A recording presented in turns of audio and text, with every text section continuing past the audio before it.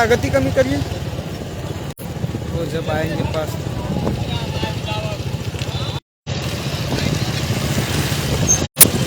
आराम से चला जाए, मजा आ जाए।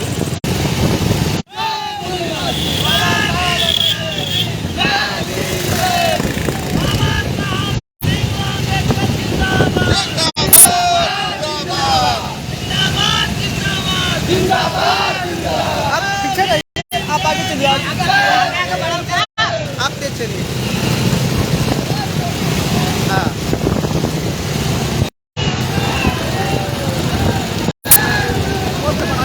हाँ हाँ, ऊपर से होना।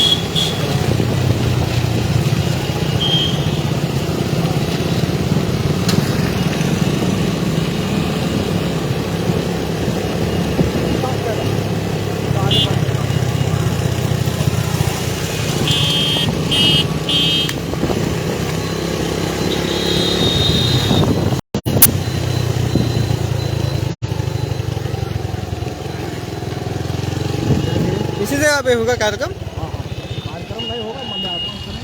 अच्छा,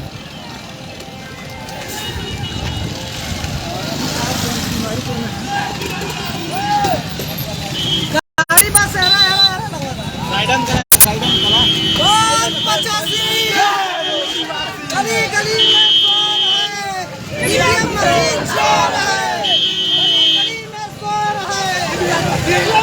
में शोर है, संघर्ष करो, हम तुम्हारे साथ हैं। सुख छाए हो मन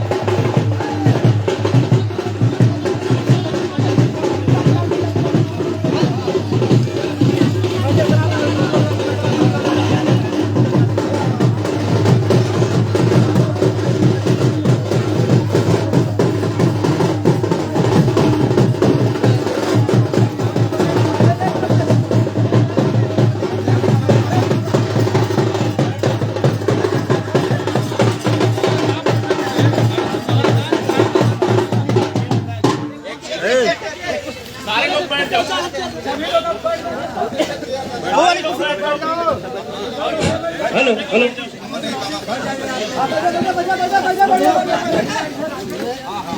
आज बड़े सौभाग्य की बात है कि आज इस जनकपुर की धरती पर आप राष्ट्रीय अध्यक्ष दान साहब के आप माननीय वामन मेश्राम जी का इस प्रांगण में आगमन हुआ है। हम सबका एक सौभाग्य है। आपका बहुत बहुत हृदय से गहराइयों से आपका स्वागत नंदन अभिनंदन। आप कन्याकुमारी से लेकर के आप कश्मीर तक सुपर देवता आपका में चल रहा है। 10 मिनट आप ऊपर से सभी लोग सभी यहाँ पे उपस्थित गार्जियन स्वरूप अभिभावक महोदय से निवेदन करेंगे कि आप उचित स्थान लेकर के आप बैठ जाएंगे। आप साहब के मुखार बिंदु से आपको आशीर्वाद स्वरूप ज्ञानवर्धक आपको सुनने को मिलेगा। सभी लोग अपने स्थान पर ही बैठ जाए।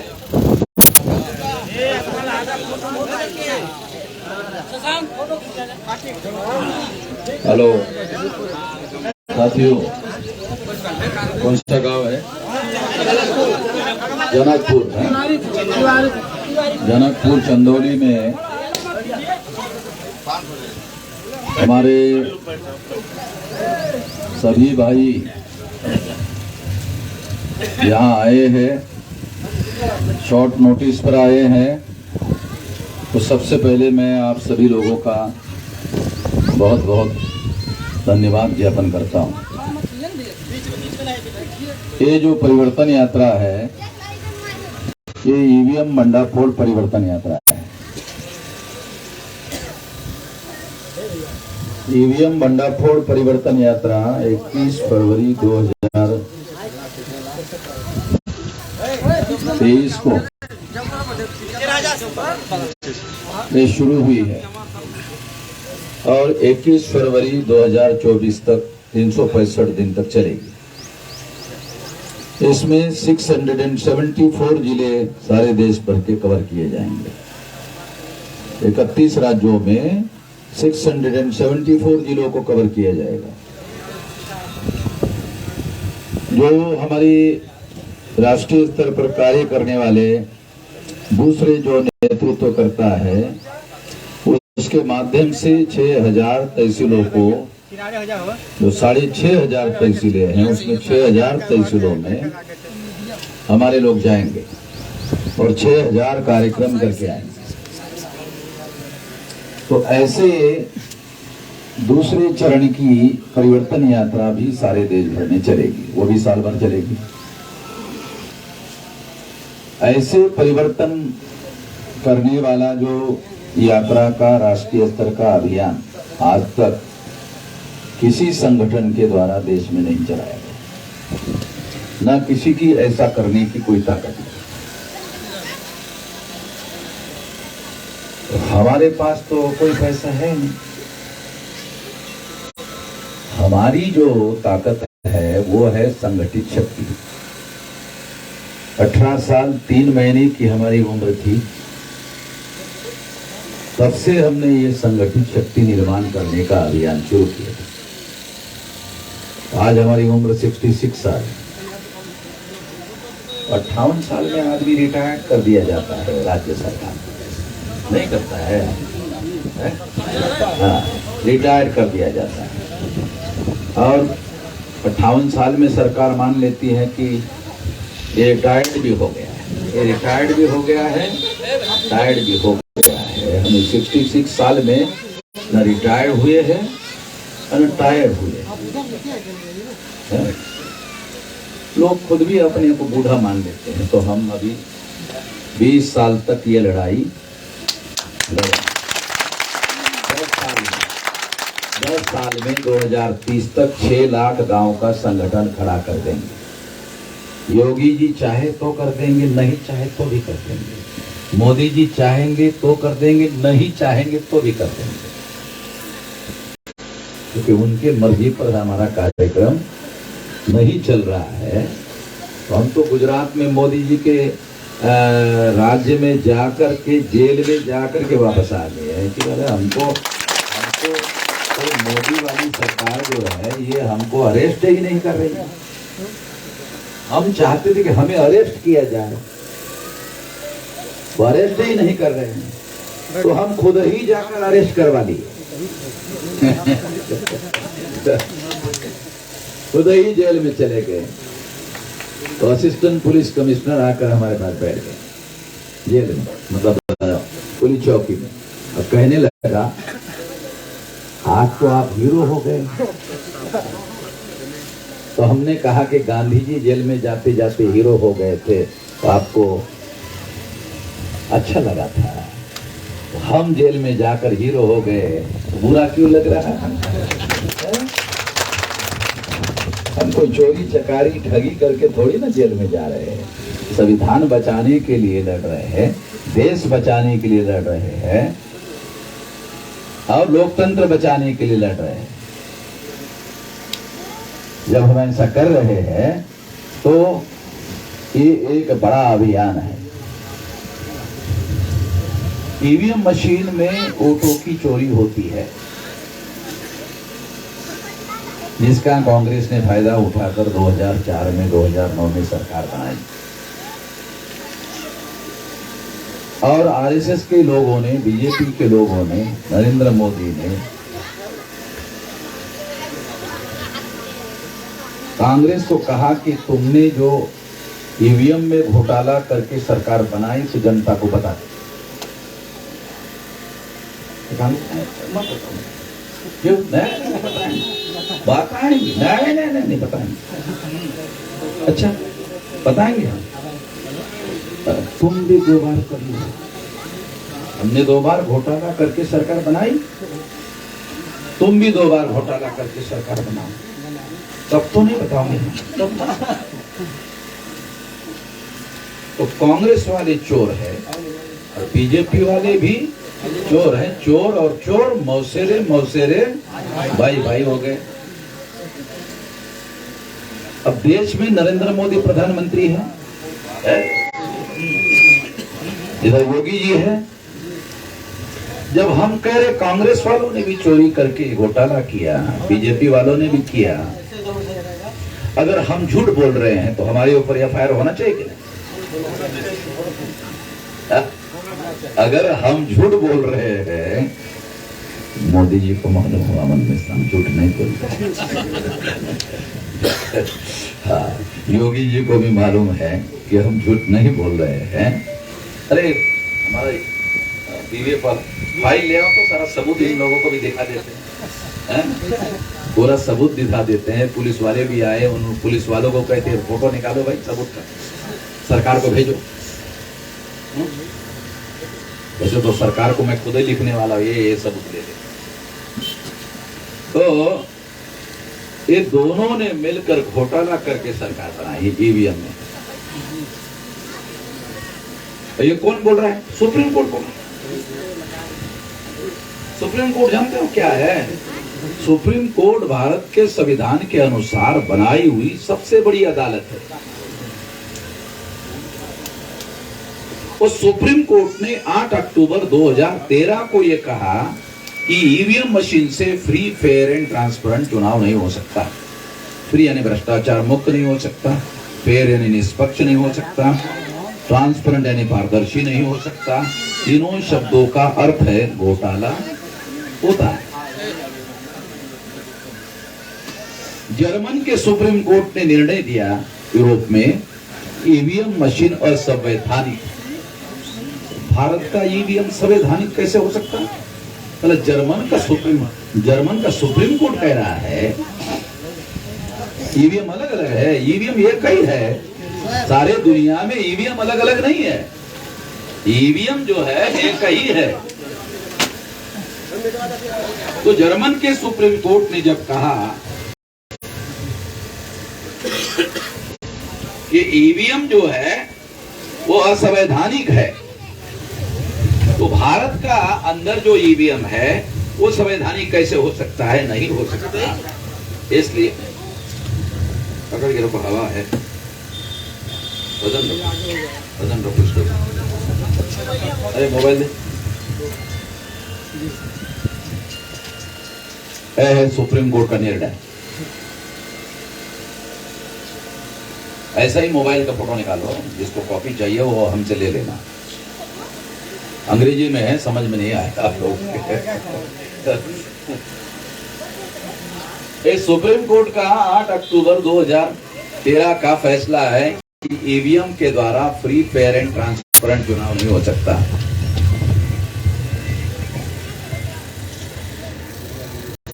चुनाव आयोग कह रहा था, अब कल परसों जो राजीव कुमार है चीफ इलेक्शन कमिश्नर है अभी दिल्ली में,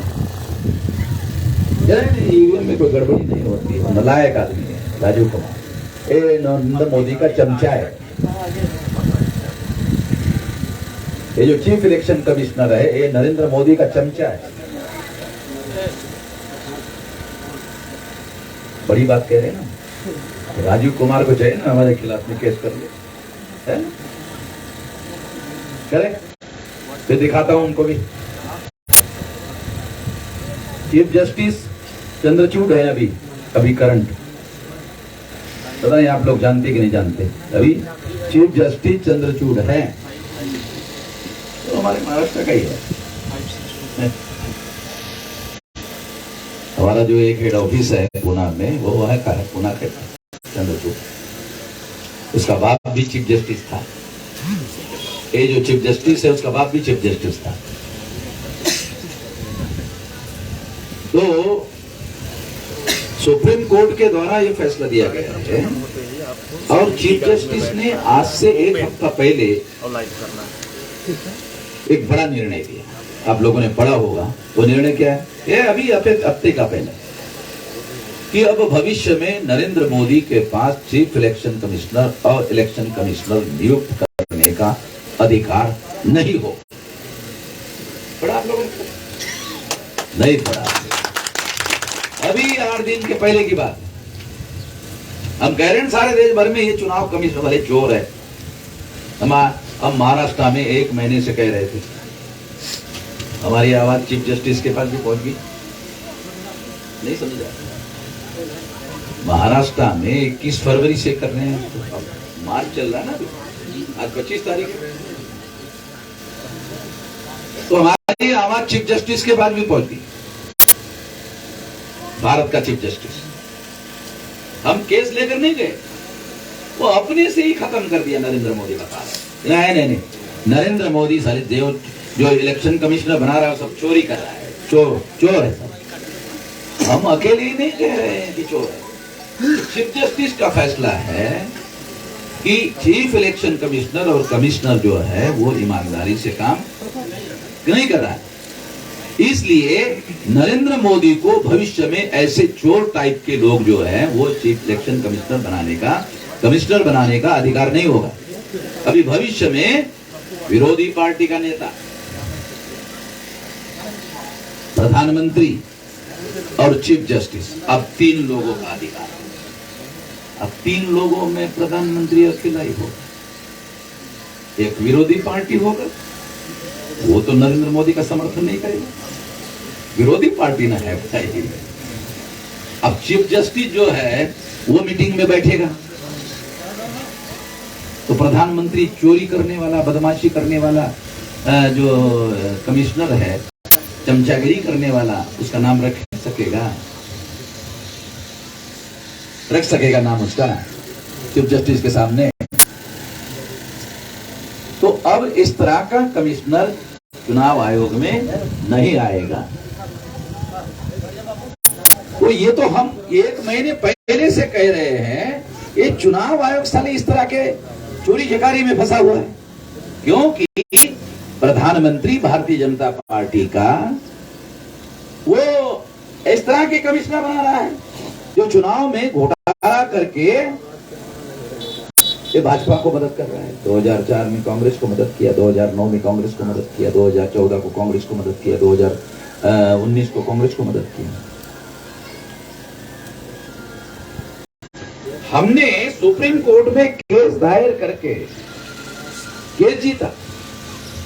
हमारी बात को सुप्रीम कोर्ट ने माना कि जब तक रिकाउंटिंग नहीं होगा पेपर ट्रेल मशीन का, तब तक फ्री, फेयर एंड ट्रांसपेरेंट चुनाव नहीं हो सकते। हमारा देश में हमने केस हम केस लेकर गए थे सुप्रीम कोर्ट, हमारे नाम से लेकर गए थे। हमने सुप्रीम कोर्ट में केस जीता। सुप्रीम कोर्ट में केस जीतना कोई बच्चों का खेल है? अरे साला तहसील में नहीं जा सकते हमारे लोग, मजिस्ट्रेट के पास सबूत नहीं जुटा सकते। सुप्रीम कोर्ट में यदि आपके पास कोई ठोस सबूत नहीं है तो चीफ जस्टिस या जस्टिस जो है फाइल वकील को फेंक के मारता है।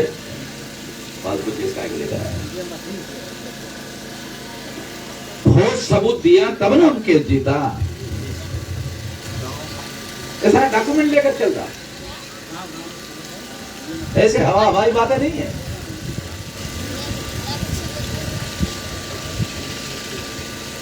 और आपको लगेगा अरे कोई आपके हाथ में है ना, हमको तो नहीं है, तो ले लो ना। ये तो काफी, इसका क्या कंप्यूटर में भी मिल जाता है। तो ये केस हमने जीता 2019 के चुनाव में। 100% पेपर ट्रेल मशीन, जो घोटाला पकड़ने वाली मशीन है, वो लगाने का आदेश दिया सुप्रीम कोर्ट है ना। सब तुम्हारे पास सारा। इसका परिणाम ये हुआ कि देखो 2019 के चुनाव में 373 सीटों में 373 लोकसभा सीटों में लोगों ने जितने वोट डाले उससे ज्यादा निकले। अब ये आपको समझा। अच्छा, लोकसभा लोकसभा चुनाव में लोगों ने 11 लाख वोट डाले, तो मशीन से कितने निकलने चाहिए? 11 लाख है, निकलने चाहिए ना। फिर नरेंद्र मोदी वाराणसी में चुनाव लड़ा, इस चोरों का सरदार है नरेंद्र मोदी, है औकात है तो हमसे एफआईआर दाखिल करने भी बताता हूँ सुप्रीम कोर्ट में। फालतू फालतू लोगों को केस दायर कर रहा है, हमसे हमारे ऊपर करना है। ये सारा सबूत है। 373 सीटों में, अरे छोड़ो, वाराणसी में नरेंद्र मोदी के चुनाव में 1,76,000 ज्यादा वोट निकले। कितना? 1,76,000 वोट जाता निकला। इतना तेजी से तो मुर्गी भी अंडा नहीं देती है। ईवीएम मशीन वोट दे रही है और नरेंद्र मोदी के ईवीएम में इतना तेजी से वोट दे रही है। अभी मशीनें भी साला वोट दे रही है। मुर्गी ही जैसे अंडा देती है वैसे मशीन भी वोट दे रही है। मशीन से ज्यादा निकल रहा है। ये चुनाव आयोग ने लिख कर दिया, ये लिख कर दिया, चुनाव आयोग का लिखा हुआ है। 373 सीटों में लोगों ने जितना वोट डाला उससे ज्यादा निकला है, समझो? इसका मतलब हर चुनाव क्षेत्र में घोटाला हुआ। अरे ये डॉक्यूमेंट्री है। सरकार बनाने के लिए 272 चाहिए। सरकार बनाने के लिए 272 चाहिए, ये 373 में निकला। पूरा का पूरा सरकार जो है नरेंद्र मोदी की, ये पूरी की पूरी सरकार ही घोटाले से बनी हुई। अकेले नरेंद्र मोदी घोटाले से नहीं जुटा, पूरी की पूरी सरकार ही घोटाले से बनी हुई। महंगाई बढ़ रही है बहुत ज्यादा, कोई ध्यान दे रहा? बेरोजगारी बढ़ गई है बहुत ज्यादा, सरकार क्या करे? कोई सरकार ध्यान दे रहा है? नहीं दे रहा। क्यों? लोगों के वोट से थोड़ी ना हमको चुनना है, हमको चुनना। बेरोजगार का ध्यान देने की कोई जरूरत है? महंगाई को कंट्रोल करने की कोई जरूरत है? व्यापारियों को बोल दिया गया जितना जनता को लूटना है लूटो, ध्यान रखो चुनाव में चंदा देना। हम तुम्हारे जेब से चंदा नहीं मांग रहे हैं, 1 रुपया जनता से ज्यादा ले लो, 50% हमको दे दो, 50% तुम और रख लो। जनता को तो लूटो ही लूटो, उसमें और 50% और अतिरिक्त ले लो। ये सारा खेल चल रहा है। क्योंकि चुनाव जीतने के लिए अभी आजकल बहुत ज्यादा पैसा लगता है। काला धन के बगैर कोई चुनाव होता ही नहीं है, ईमानदारी से कोई चुनाव होता ही नहीं है। 3.5% ब्राह्मण है। कितने? ग्राम पंचायत में 3.5% वाला सदस्य बन सकता है। चला, ग्राम पंचायत में पंच और सरपंच नहीं बना सकता तो देश की पंचायत का प्रधानमंत्री बना। बगैर चोरी से कैसे होगा? बगैर चोरी के बगैर कैसे होगा? चोरी करवाना है। ईवीएम मशीन में 2004 को जब मशीन लगाई, आप लोग वोट डालने के लिए गए, बटन दबाया, किसके नाम पर बटन दबा? दिख रही थी क्या? अपने मान लो पंजे को दबाया, हाथी को दबाया, कमल के फूल को दबाया, साइकिल को दबाया, दिखना चाहिए ना। बैलेट पेपर पर दिखता था कि नहीं? आप स्टैंप लगाते थे तो अपनी आंखों के सामने लगाते थे ना। ईवीएम मशीन में 2004 में जब आपने बटन दबाया तो दिखाई नहीं दिया। अरे भाई किसको गया? वो इधर देख रहा है, इधर देख रहा है। अरे सर हमारा फोटो कहाँ गया भाई? हमारे लोग देख रहे, अरे फोटो कहाँ गया? अरे इधर उधर तो नहीं गिर गया। तो चुनाव आयोग का कर्मचारी आके कहता है उसको, बटन दबाने वाला, खो गया। तो वोट वाला क्या कहता है, अच्छा हो गया, हाँ हो, इधर से इधर जा, वो भगा देता है कर्मचारी। 2004 को भगा दिया, 2009 को भगा दिया, अनिश्चित होकर चलता है साला, वोट किसके नाम पर गया। मशीन के अंदर जब ईवीएम के मशीन के अंदर जब वोट जाता है बटन दबाया हुआ, तो वोट का इलेक्ट्रॉनिक रिकॉर्ड होता है। ये टेक्निकल लैंग्वेज है, इलेक्ट्रॉनिक रिकॉर्ड। बैलेट पेपर में कागज होता था, कागज दिखता था, स्टैम्प भी दिखता था, उसका वजन भी होता था, बराबर, चाहे कम होता था मगर उसका वजन भी होता था, आंखों से दिखता था, फिजिकल एविडेंस होता था। इलेक्ट्रॉनिक रिकॉर्ड आंखों से दिखाई नहीं देता, उसका कोई वजन नहीं होता। सारे दुनिया के एक्सपर्ट ये मानते हैं इलेक्ट्रॉनिक रिकॉर्ड ट्रांसफरेबल होता है। अब आपने यह मैसेज टाइप किया, राम प्रसाद जी मैं 26 तारीख को अमेरिका में न्यूयॉर्क में मेरी फ्लाइट पहुंच रही है, जरा एयरपोर्ट पर रिसीव करने के लिए आ जाना। आपने मैसेज टाइप किया, वो न्यूयॉर्क में बैठा हुआ है, यहाँ जनकपुर से सारा डायरेक्ट उतर जाता है, कोई लाइन है इलेक्ट्रिक की, कोई वायर है, जाता कि नहीं जाता, जाता ना पहुंचता। इतना कई हजार किलोमीटर साला आपका मैसेज ट्रांसफर होता है। ईवीएम मशीन में राम प्रसाद का वोट है, ईवीएम मशीन में राम नारायण का वोट है, ईवीएम मशीन में यादव जी का वोट है, जितना कैंडिडेट है सबका वोट है ना। ईवीएम एक ही मशीन में, जब इतना हजारों किलोमीटर इधर जा सकता है ट्रांसफर, तो मशीन के अंदर से इधर नहीं जा सकता। मशीन के अंदर ये अंदर नहीं जा सकता। इलेक्ट्रॉनिक जो साधन है उस पर सारे दुनिया के एक्सपर्ट कहते हैं कि इलेक्ट्रॉनिक रिकॉर्ड ट्रांसफरेबल होता है। जैसे मैंने अभी ये आपको बताया, ये मैसेज ट्रांसफर हो सकते हैं, उसी तरह से आपका वोट ट्रांसफर हो जाता है। ये सब मशीन के अंदर ही अंदर होता है, ठीक है, ये सब मशीन के अंदर ही अंदर होता है, बाहर वालों को दिखाई नहीं देता। चुनाव आयोग ने बयान दिया ईवीएम में कोई घोटाला नहीं होता है, अखबार में छपा, टीवी में छपा, ठीक है। सुप्रीम कोर्ट ने कहा उधर ना, इधर इधर इधर हमारे पास है, तो अकेले ही कह रहा है कि ईवीएम निर्दोष है, तू ही ईवीएम बना रहा है, तू ही घोटाला करने वाली मशीन बनवा रहा है, तू ही बयान दे रहा है, कोई घोटाला नहीं होता है, तो आजा, तो इधर सुप्रीम कोर्ट आया। चुनाव आयोग को सुप्रीम कोर्ट बुलाया और चुनाव आयोग के अधिकारी वकीलों को पूछा, हाँ ये सवाल है, चलो लो जवाब। तो बकबक कर रहा है ना तू, बाहर अखबार में बकबक कर रहा है ना, निर्दोष है निर्दोष है, बताइए सर। उधर अखबार वाला को छानबीन कर रहा है क्या, इधर छानबीन करेगा। सुप्रीम कोर्ट में छानबीन हुआ, एक सवाल का चुनाव आयोग जवाब नहीं दे पाया। छानबीन में ईवीएम मशीन फेल हो गया।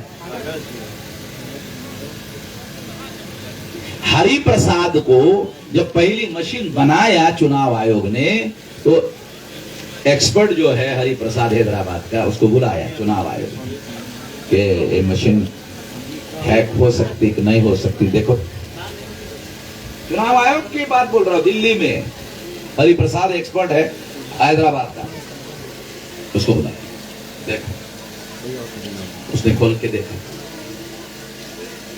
तो चुनाव आयोग के कमिश्नर क्या कि नहीं, मैं सोचता था कि साला एक आध हफ्ता इसको हैक करने के लिए लगेगा, इससे पहले सोचता था, मैं इधर 3 घंटे में ही करके दिखाता, 3 ही घंटे में इसको करके दिखाता। उधर ही दिल्ली के अंदर पत्रकारों के सामने की बात है कि 7 दिन नहीं, इधर ही करके दिखाता हूँ, 3 घंटे में इस ईवीएम को हैक करके दिखाता हूँ। चुनाव कमिश्नरों ने कहा भगा दिया, उसी के ऊपर एफआईआर कर दिया, उसको जेल में डाल दिया। गरीब आदमी हो भाई, तुम्हारी चोरी पकड़ने वालों को तुमने जेल में डाल दिया। चोर को पकड़ना चाहिए ना, चोरी पकड़ने वाला तो पुलिस वाला होता है ना, शाह होता है, तो उसको ही जेल में डाल दिया, हरि प्रसाद को, इंजीनियर हरि प्रसाद को। तो चोर को डर लगता है, हर ईमानदार से डर लगता है, हम तो सारे सबूतों के साथ बात कर रहे हैं। तो इसलिए मैं आप लोगों को ये बताना चाहता हूं कि ईवीएम मशीन ने अगर आपको वोट का अधिकार छीन लिया तो आप लोगों के पास क्या बचा? ये सारा जो संवैधानिक अधिकार है ना, वो ये वोट के ऊपर निर्भर है। अगर आपके पास वोट है तो संवैधानिक अधिकार है, अगर आपके पास वोट का अधिकार नहीं है तो आपका संवैधानिक अधिकार हो गया, वो हवा में उड़ गया, कुछ नहीं है। इसको रोकना हो, रोकना चाहिए ना। तो इसको रोकने के लिए मैं ये पहले तो जागरण कर रहा हूँ, फिर चुनाव आयोग को लिख रहे हैं ईवीएम मशीन से ही चुनाव चाहते हो, चलो हमारा ऑब्जेक्शन नहीं, ईमानदार मशीन बनाओ। मशीन तो तुम ही बना रहे हो ना, कंपनी से तुम ही मशीन बनवा रहे हो, तो ईमानदार मशीन भी बनवाओ। घोटाले वाली तो बनवा ली है, ईमानदार भी बनवा ले। जैसी बनवाना चाहते हो वैसी बनवा सकते हो, बनवा लो। ईमानदार मशीन से चुनाव करवाओ। अगर तुम ऐसा नहीं कर सकते हो और हमारी बात भी नहीं मानते हो तो भारत बंद करेंगे, इस मुद्दे पर भारत बंद करेंगे। आपको याद है सीएए के मुद्दे पर हमने भारत बंद करवाया था, याद है ना? सिटीजनशिप अमेंडमेंट एक्ट के मुद्दे पर भारत बंद करवाया था ना हमने। अभी तक नरेंद्र मोदी, अमित शाह, आरएसएस, भाजपा वो कानून लागू नहीं कर पाए, बंद करके रखा हमने डब्बे में दिल्ली में। लोग क्या है, नरेंद्र मोदी बहुत ताकतवर, बहुत शक्तिशाली नेता है, लोग कहते हैं, अखबार वाले भी कहते हैं। उसका कानून हमने लागू करने से रोक दिया तो अमन मिश्रम भी ताकतवर है।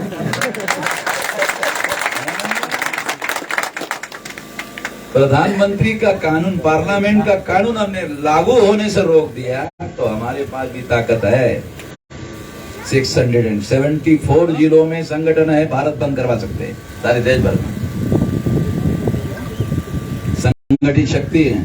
और 2030 तक ये भाजपा, आरएसएस सब लोगों को गधे और घोड़े लगा देंगे। 10 साल में 3.5% लोग है भाई, इधर चाइना जाएंगे तो गोली मार देगा चाइना, इधर पाकिस्तान तो फिर आने ही नहीं देगा, ज्यादा ज्यादा नेपाल वाला आने देगा। नेपाल की संख्या कितनी लोग है, हमारे देश की संख्या कितनी, 140 करोड़, तो 140 वालों से पंगा लेगा। नेपाल वालों को हम कहेंगे कि हम लोगों से, भारत से पंगा लेने का काम मत करो, हैं? ये चोरों को जगह और पनाह मत देना। तो ये जो घोटाला है इसको रोकना होगा। ये रोकने के लिए यदि चुनाव आयोग ने सारा प्रयास नहीं किया तो हम लोग 2024 के चुनाव में ईवीएम मशीन फोड़ेंगे। इसके लिए हम लोग 1 करोड़ लोगों की फौज तैयार कर रहे हैं, 1 करोड़ लोगों की। इस साल भर में वो यही काम में लगा हुआ, 1 करोड़ लोगों की फौज, 15 लाख बूथ रहेंगे, 15 लाख मशीन रहेगी। एक आदमी एक मशीन फोड़ेगा, 15 लाख फोड़ेगा, तो चुनाव आयोग दूसरा मशीन लगा, दूसरा 15 लाख फोड़ दिया। अब तीसरा मशीन ही नहीं चुनाव आयोग के पास, बंद पड़ जाएगा चुनाव, चुनाव बंद हो जाएगा। और फिर चुनाव आयोग और सरकार डिसाइड करेगा, अरे भारत का जनता ईवीएम मानने के लिए राजी नहीं है, बैलेट पेपर लाना हो। हम बैलेट पेपर की मांग नहीं करें, हम करें ईमानदारी वाला ईवीएम लाओ। नहीं करते हो तो तुम लोगों को, इस देश की प्रजा बैलेट पेपर लाने के लिए ही मजबूर कर देगी। तो इसलिए ये लड़ाई, ये जंग जारी है। इस लड़ाई और इस जंग में आप सभी लोगों का साथ सहयोग है, जिनका साथ सहयोग हाथ बढ़ाकर सब लोगों का, तो सभी लोगों का साथ है, कोई नहीं है, सब कुछ मिल देगा। क्योंकि जिसके घर के वोट की चोरी हो जाएगी वो आदमी विरोध में तो रहेगा ना, हर आदमी चोरी के विरोध में रहेगा। और ये तो वोट का अधिकार राजा बनाने का अधिकार है, वोट का अधिकार राजा चुनने का अधिकार है, राजा बनने का भी अधिकार है, कोई छोटा मोटा अधिकार थोड़ी है। तो आपका तो राजपाट बाबा साहब ने 26 जनवरी 1950 को आपको राजा बनाने का अधिकार दे दिया। ये अधिकार छीन लिया तो फिर तो आपको भिखारी बना दिया। आपका वोट का अधिकार अगर खत्म हो गया तो फिर तो आपको भिखारी बना दिया। पूरी ताकत जो है इसके लिए लगानी होगी। सारे देश के लोगों को इस पे हम लोग लगा रहे हैं। सारे देश का आंदोलन कर रहा है। 12 लाख एनजीओ है भारत में।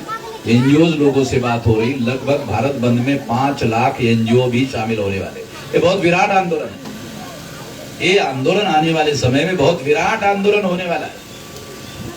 एक बात आप लोगों ने कल के अखबार पढ़ा, हमने 1 महीना ईवीएम घोटाले का अभियान जागरण चलाया तो दिल्ली में 13 राजनीतिक पार्टी के लोगों की मीटिंग हुई कल। उसमें 2 नेशनल लेवल की पार्टियां थी। हाँ, कल की खबर है। आज की 25 है, 22 तारीख को 23 को मीटिंग हुई। आज की 25 है ना, 24 को सवेरे खबर आई। 23 को दिल्ली में शाम को 6 बजे शरद पवार के घर में मीटिंग हुई। मैं महाराष्ट्र का, शरद पवार भी महाराष्ट्र का। तो सबसे पहले मैंने महाराष्ट्र में जगाया तो शरद पवार पहले जाग गया। तो दिल्ली में मीटिंग हुआ, 13 पार्टियों का, उसमें 2 नेशनल लेवल की पार्टी थी। हम मैदान में लोगों को जगा रहे हैं तो नेता लोग भी जाते। हमने कहा कि तुम नहीं जागोगे ना तो सारी जनता जो हमारे साथ आ जाएगी, तो तुम्हारे पास क्या है? सारी जनता ही हमारे साथ आ जाएगी। तो तुमको जो वोट देने वाली जनता है वो तुम्हारे साथ नहीं रहेगी। तो तुमको अपने वोटों की सुरक्षा करने के लिए ईवीएम की लड़ाई तुमको भी लड़ना होगा। तो 13 पार्टी के लोगों ने चुनाव आयोग को कहा कि ये 17 सवाल, इसका जवाब दो। 17 सवाल किसने पूछे? जिन्होंने इलेक्शन कंडक्ट करवाया, IAS officer, IPS officer, retired जज, हाईकोर्ट डिस्ट्रिक्ट जज, मिलिट्री ऑफिसर, 112 अधिकारियों ने जो इलेक्शन कंडक्ट करवाते हैं उन्होंने 17 सवाल चुनाव आयोग को पूछे 2 मई 2022 को। कौन सा चल रहा है अभी? 23 चल रहा है। एक भी सवाल का जवाब नहीं दिया। चोर, चुनाव आयोग में सब चोर बैठे हुए।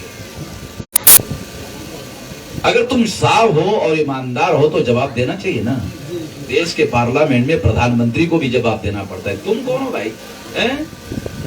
तुम कौन हो? प्रधानमंत्री को संसद में जवाब देना पड़ता है।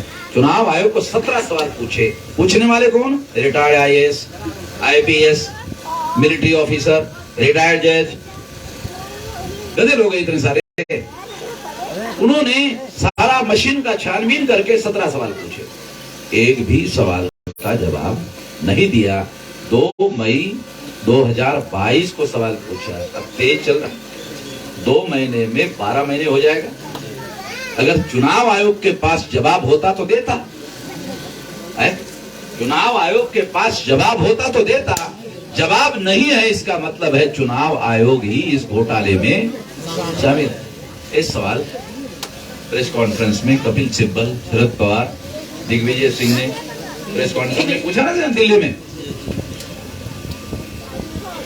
तो हम तो सोच रहे साला हम अकेले ही लड़ रहे ईवीएम के बारे में। अब दिल्ली में भी आग लग गई, दिल्ली में भी हलचल शुरू हो गई है।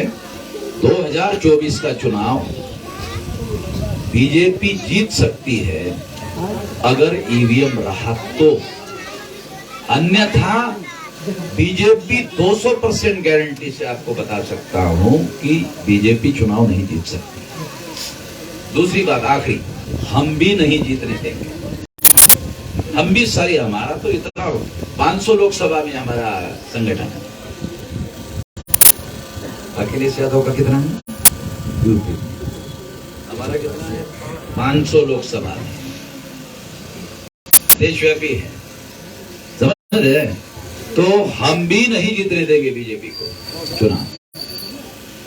और कांग्रेस सुधरती है और कबूल करती है कि हमसे गलती हो गई ईवीएम लाने की, तो उसको भी हम लोग मदद कर सकते हैं, मगर प्रोवाइडेड वन शर्त, वो कबूल कर ले जनता के सामने जैसे कांग्रेस के नेताओं ने ऑपरेशन ब्लू स्टार में अमृतसर के स्वर्ण मंदिर पर हमला किया था, गलती हो गई, ऐसा कबूल किया था, ऐसा इधर कर ले।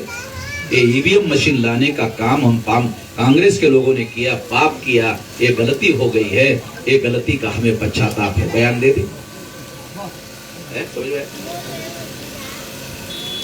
तो उसके बारे में भी सोचेंगे।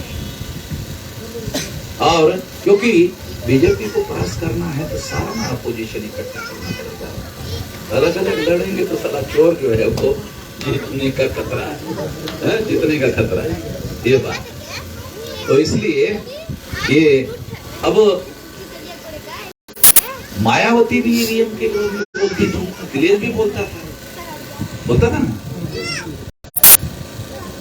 मायावती को एक बार मुख्यमंत्री बनवा दिया, एक बार अखिलेश को बनवा दिया, तो हमारे लोग अखिलेश को और मायावती को मिले, ईवीएम में गड़बड़ी होती है। मायावती ने और अखिलेश ने हमारे लोगों को कहा कि अगर गड़बड़ी होती है तो हमको बहुमत कैसे मिले। मायावती ने, अखिलेश ने कहा कि हमको बहुमत कैसे मिले।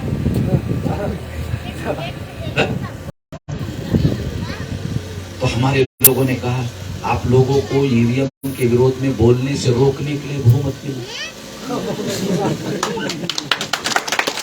आप बोलते थे, आपकी बोलती बंद करवाने के लिए बहुमत दिया, ठीक है।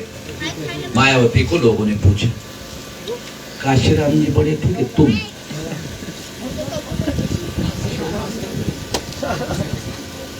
काशीराम जी बड़े थे, काशीराम जी के समय में बहुमत मिला, मिला? नहीं मिला ना। तो काशीराम जी बड़के थे।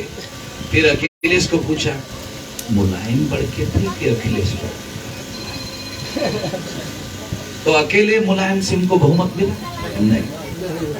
आप इतने बड़े कैसे हो गए कि आपको अकेले ही बहुमत मिल गया? आप दोनों को ईवीएम के विरोध में ना बोले, इसके लिए ईवीएम के बदमाशों ने बहुमत दिया, और तब से आपने बोलना, तुम्हारी बोलती बंद करवाने के लिए बहुमत दिया। भाई हम लोग इतने गधे नहीं, अब सब सारा डाटा हमारे पास में, इसलिए तुम नहीं बोल रहे हो।